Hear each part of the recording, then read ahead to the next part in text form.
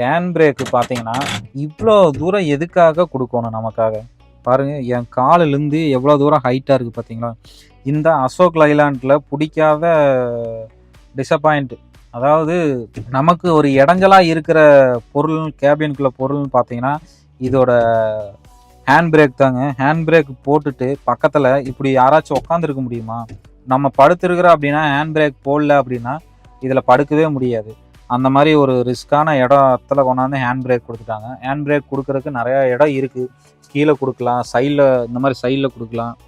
பாருங்கள், இந்த பக்கம் டோர் சைடில் கொடுக்கலாம். அந்த மாதிரி கொடுத்துருந்தா கேபின்குள்ளே இருக்கிற பக்கம் உட்காந்துருக்கிறதுக்கும் படுக்கிறதுக்கும் கொஞ்சம் ஈஸியாக இருக்கும். ஹேண்ட் பிரேக் பற்றி நம்ம பேசிகிட்டு இருந்தோம். ஹேண்ட் பிரேக்கில் இருக்கிற ஃபியூச்சர் பார்த்தீங்கன்னா மேலே இருக்கிற நாப்பை பிடிச்சி இழுத்திங்கன்னா ஆட்டோமேட்டிக்காக கீழே ஃப்ளாட்டாக விழுந்துடும்.